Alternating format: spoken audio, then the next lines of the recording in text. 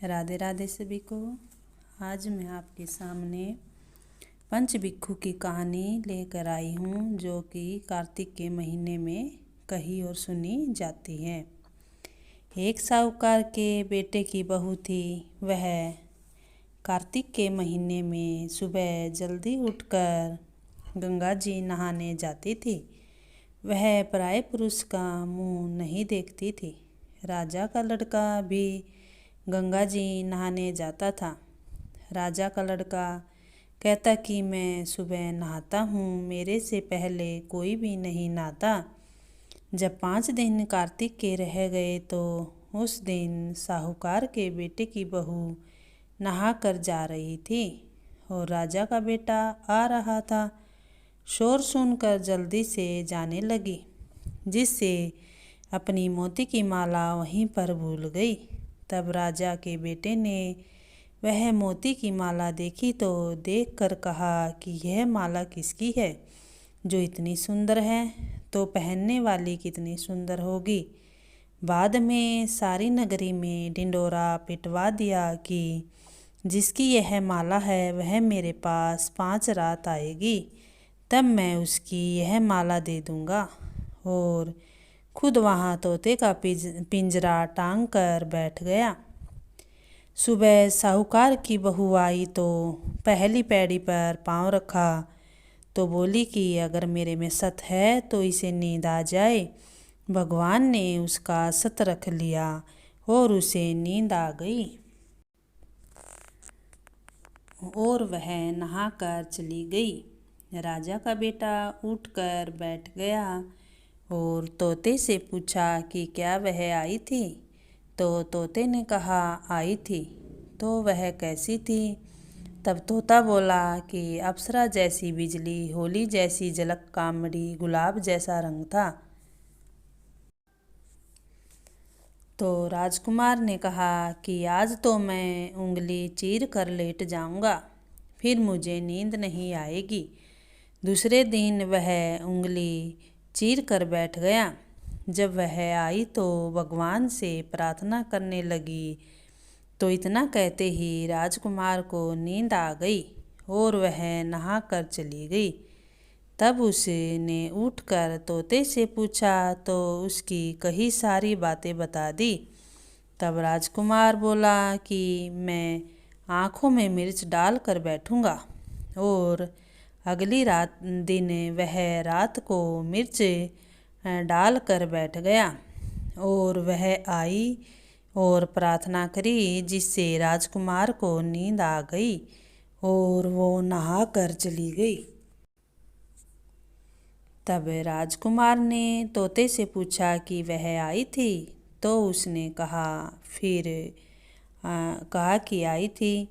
फिर उसने कहा आज तो बिना बिस्तरे के बैठूंगा, और रात को बिना बिस्तरे के बैठ गया। जब वह नहाने आई तो भगवान से फिर वही प्रार्थना करी तो राजकुमार को नींद आ गई। जब वह नहा कर जाने लगी तो आंख बंद करके चली गई। राजकुमार ने उठकर देखा तो वह नहा कर चली गई। तो वह बोला आज तो मैं आग की अंगीठी रख कर बैठूंगा, जिससे नींद नहीं आएगी। और वह अंगीठी रख कर बैठ गया। साहूकार की बहू आई और भगवान से कहा कि भगवान 4 रात तो निकाल दी है, परंतु आज की रात और निकाल दो।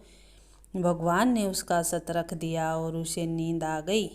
जब वह नहा कर जाने लगी तो वह तोते से बोली कि पापी हत्यारे से कह दियो कि तेरी 5 रात पूरी हो गई है, इसलिए मेरी मोतियों की माला मेरे घर भेज देना। फिर राजा ने तोते से पूछा ओ वह आई थी? तो तोते ने कहा कि वह आई थी और उसने अपनी माला मंगवाई है। तब राजकुमार ने सोचा कि वह तो सच्ची थी, उसका तो भगवान ने भी सत रख लिया। थोड़े दिन बाद राजकुमार के शरीर में कोढ़ निकल गया और वह तड़पने लगा। तो राजा ने ब्राह्मण को बुलाकर कहा कि मेरे बेटे का शरीर क्यों जल रहा है। तब ब्राह्मण ने कहा कि वह पतिव्रता स्त्री पर बुरी नज़र रखता है, इसलिए उसे यह रोग लगा है। तब राजा ने पूछा कि अब कैसे ठीक होगा। तब ब्राह्मण ने कहा कि उस साहूकार की बहू को धर्म की बहन बना ले और उसके नहाए हुए जल से नहाए तो उसका कोढ़ ठीक हो जाएगा। राजा उसकी माला लेकर घर गया और साहूकार से कहा कि यह माला आपकी बहू की है और उसके नहाए हुए जल से मेरे बेटे को नहला दो। तो साहूकार ने कहा कि वह तो किसी पराये पुरुष का मुंह भी नहीं देखती। इस नाली के नीचे राजकुमार को बैठा देना। जब वह नहाएगी तो ऊपर से वह पानी गिर जाएगा। बाद में राजकुमार बैठ गया और नहाया तो उसकी चंदन जैसी काया हो गई। हे पंच भिक्षु देवता, जैसा साहूकार की बहू का सत रखा वैसा सबका रखना। कहते सुनते हुकारा बरते अपने सारे परिवार का सत रखना।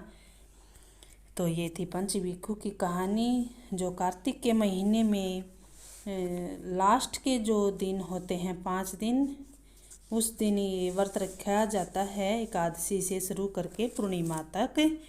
तो तब यह कहानी कहनी होती है और व्रत रखा जाता है। तो ये थी पंच भिक्षु की कहानी। तो दोस्तों, कैसी लगी पंच भिक्षु की कहानी? तो लाइक ज़रूर करें, शेयर करें और चैनल को सब्सक्राइब ज़रूर करें। जय श्री कृष्ण, जय श्री राधे। राधे राधे सभी भाई बहनों को, मित्रों को जय श्री राधे।